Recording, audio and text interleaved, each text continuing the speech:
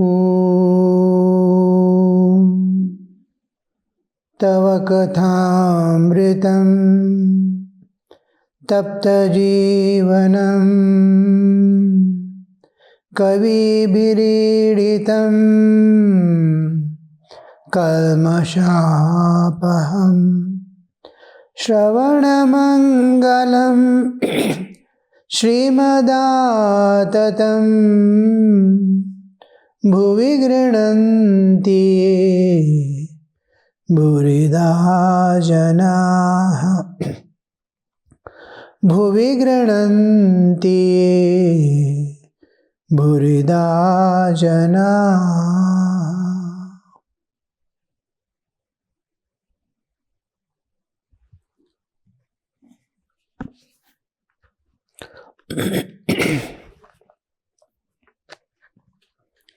We are entering into the next chapter, chapter 31, Advice to Ishan.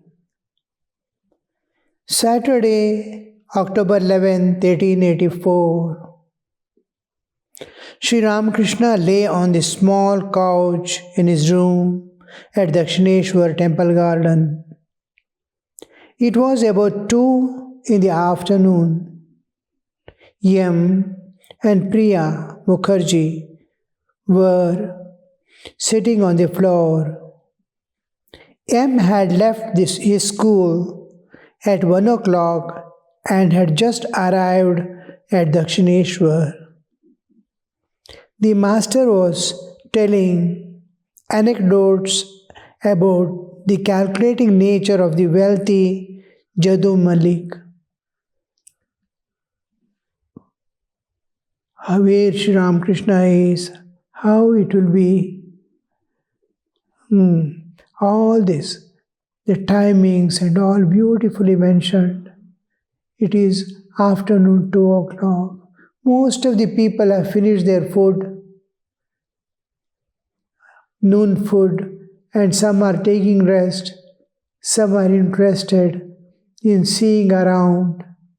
Some are taking the fresh breeze and all that. Sri Ramakrishna is also lying down on his couch in his room.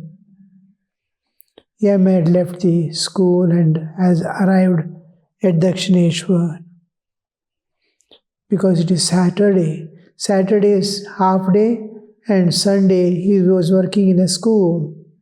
Sunday is full day, holiday. So they used to come Saturday. So Yam, who is the author of this Gospel of Sri Ramakrishna, he has come.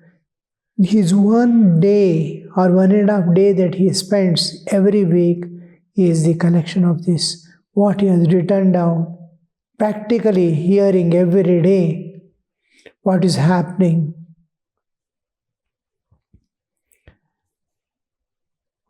If we were to have come without break all the days, what would have been the scripture? It would have been something like Ramayana, Mahabharata, passing through huge amount of, huge volumes of books. Even now it is sufficiently large. Just he is to visit once a week, and that is short time. Now already it is 1884. 2 more years, Sri Ramakrishna is not on this earth. So very short period. It begins perhaps 1882. This gospel begins. And a short period, in fact, negligible part, we see has been presented to this world. March 1882, it begins, gospel. His first recording. March 1882. 1886, just 4 years, once in a week, 52 weeks in a year. That's all what we have in our hands as authentic presentation of what happened and how the talks went on, how things went on. All things are there we find. And Jadu Malik was one of the richest persons around, very close, next to the Kali temple. On the other side is Jadu Malik's garden. The master was telling anecdotes about calculating nature of wealthy Jadu Malik. Jadu Malik is still alive. Sri Ramakrishna goes once in a way and comes. It is there where he gets the vision of Christ also. That one photo on the wall inspires him. And you see the whole thing. Jadu Malik, people are, Sri Ramakrishna is like a child. He cannot hide things. What he wants to tell, he will tell. But one who hears, suppose Sri Ramakrishna contacts and comments on Jadu Malik, after some time Jadu Malik comes to know, many times he tells on his own face, they will be listening and sometimes they feel hurt for a moment. But the truth is there, you see, that says, yes, you are that from inside. Sometimes they feel, why should it have, it is truth, but why should he have told in front of so many people? But he cannot, because it is not, this world is not real or eternal. If that world is to be eternal and we are to be eternally here, we appear and disappear. How my grandfather lived, what happened, nobody knows. Nobody will come to know also. There is no way of finding out also. So it's all passing, momentary. It's like writing on water. As you write and go ahead, it goes on erasing. What to hide, what to anybody, what I am, if I am not able to project what I am, if I hide myself, what is it? I am hiding myself from myself, not from anybody. And that guilt, one more guilt of hiding myself from others also will accumulate inside. So Sri Ramakrishna is openly telling to the devotees, Master, once I went to Jadu Malik's house, he asked right away, how much is the carriage hire? Someone told him it was 3 rupees and 2 annas. Then he questioned me about it. The next one of his people secretly asked the coachman, who said it was 3 rupees 4 annas. All laughed. At that he ran to us and said, how much did you say the carriage hire was?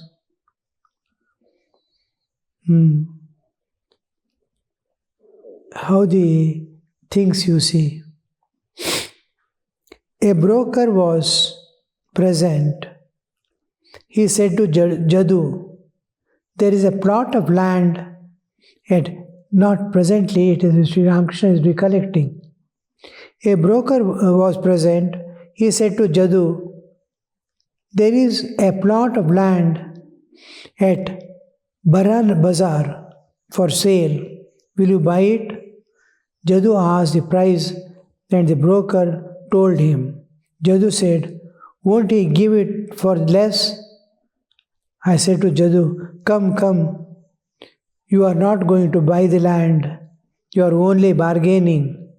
Is not that so? He turned to me and laughed. That is the nature of worldly man. And Sri Ramakrishna used to go to his house, you see, to transform him. Not that he was, it is the nature of worldly man. How that stinginess they develop. But he is a rich man, and stinginess, if he was not stingy, then he would not have been wealthy also.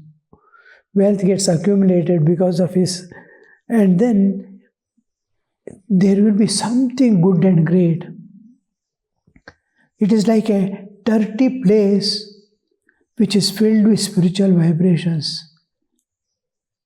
Passers-by don't recognize because of the dirty place, they avoid and go. Some person who dares to go sees that spiritual vibrations and cleans the whole thing. And then, oh, this is a kshetra, a place of worship. Some dirt was there. Like that, the soul is ready for something and is possessing some door through which God can enter. With all defects and imperfections, God finds the way how He can enter into the jiva and transform him and take him to the higher levels of consciousness. That is the nature of worldly man. He wants people to come to him. That spreads his name in the market. Name it for the sake of name and fame. Most of the people are presently, each one wants to present himself as the highest person in this world. All, even you see anybody, if they want to present themselves as something greater than the opposite person with whom he is moving.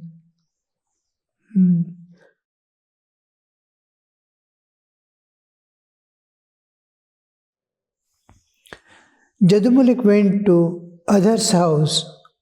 I told him it had made other very happy. He said, What? Was he really happy? A certain Malik came to Jadu's house. He was very clever and deceitful. I saw it in his eyes.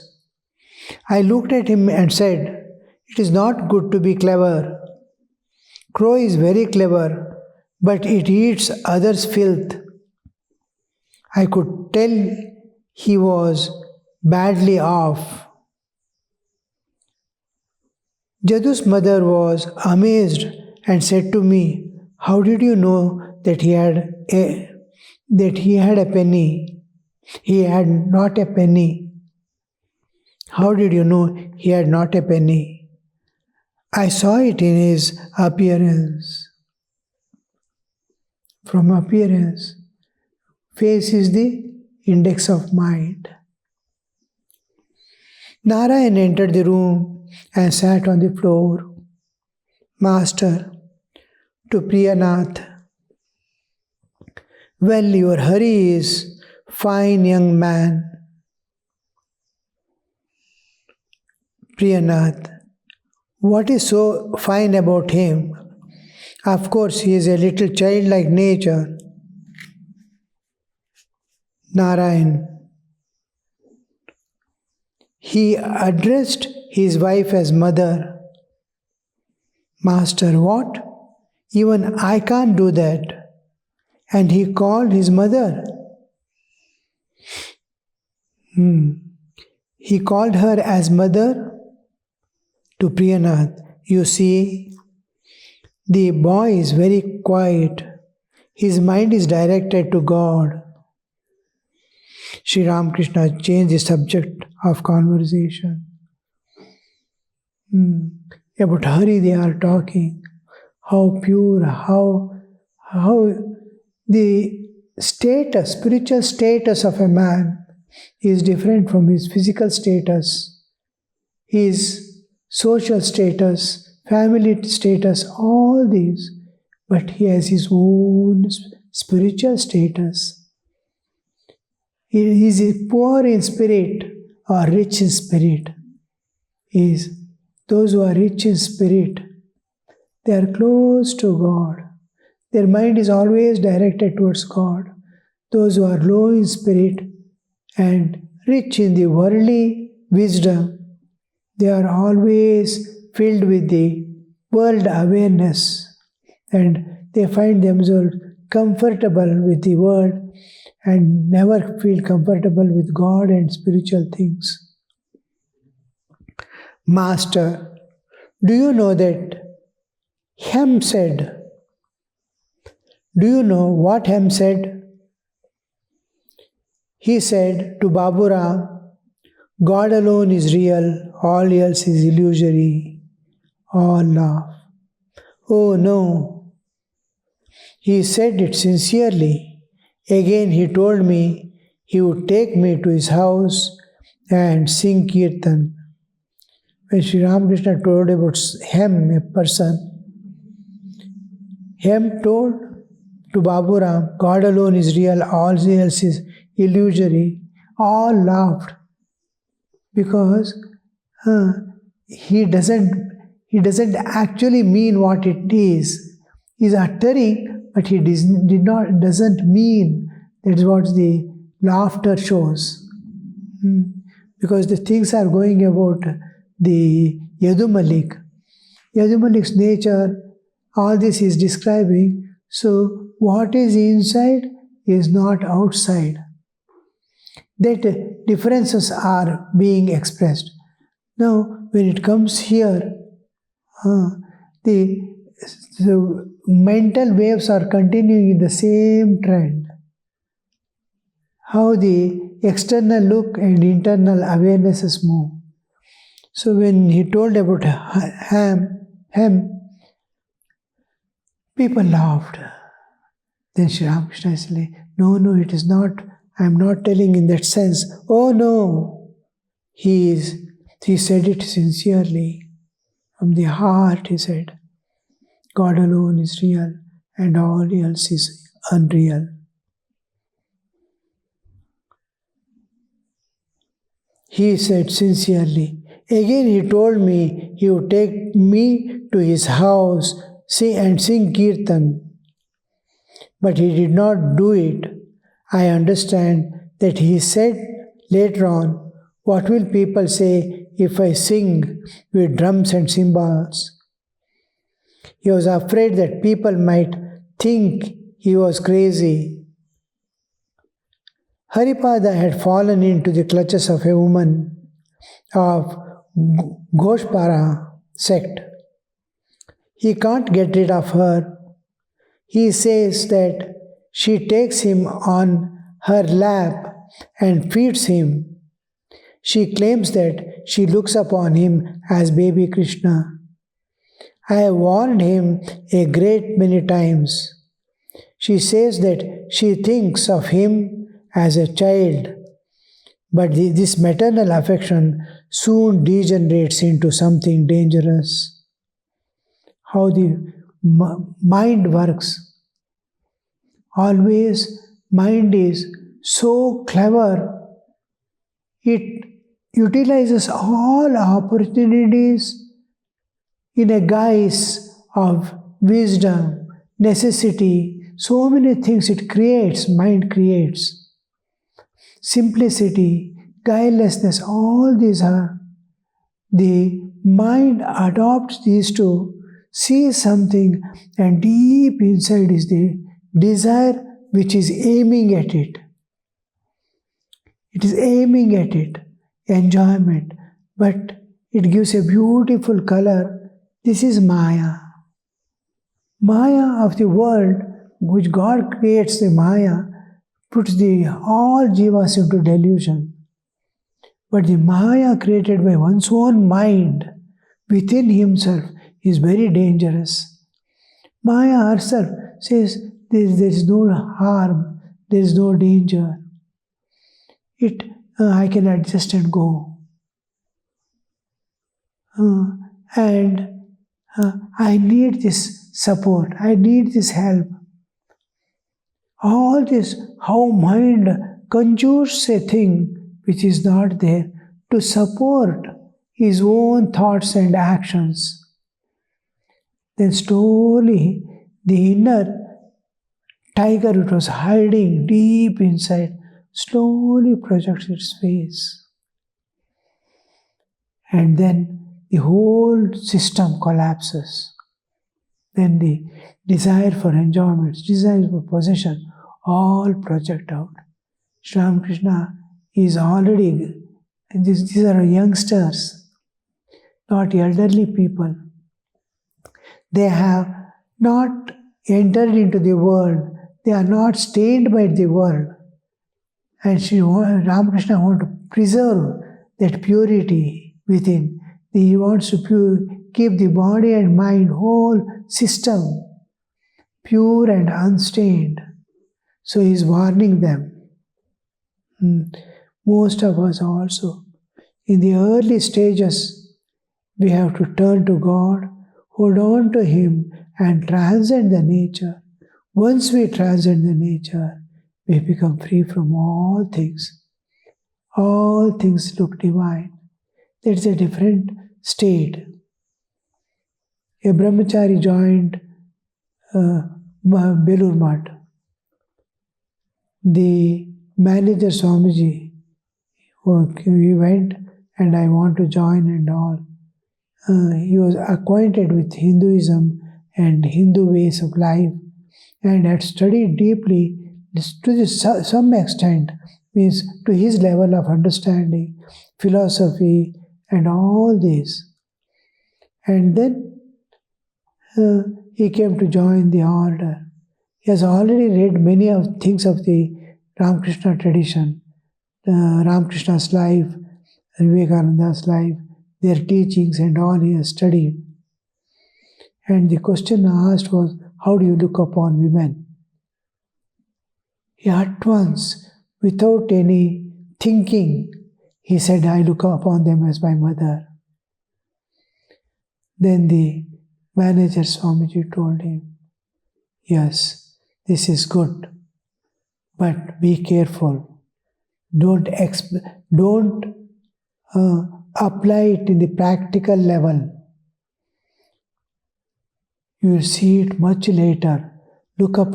Keep away from the woman. Look upon her as mother, but don't go near. Slowly the eclipse comes on the mind, and again you start seeing woman as woman, not as mother. So now the lust is hiding behind the readings. Readings has given a screen upon your inner desires. And you are seeing through that, you are seeing a mother in woman. You have to maintain this, but keep the distance. Later on, you will understand it is real. Now it is in the mind as something like knowledge, but it is ignorance. You have to maintain that spirit, keep away, and practice severe austerities. Austerities means tapasya. Through tapasya, the innermost desire for enjoyments get destroyed. Then you not see a woman as mother. You no more see woman at all. There is no woman. Mind is creating a woman in the form of Divine Mother. And nothing remains there. Woman itself will disappear from your world because the man who is observing also disappears.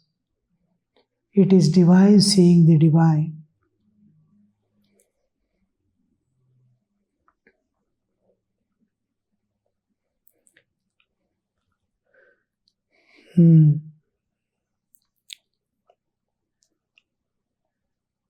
You see, you should keep away from woman. Here, woman and man alone, it is being told to men, so he is using the term woman. Suppose it is otherwise, he is addressing women. He goes on telling, try to see Narayana in all women, all men. When talking to women, the gender and all things change.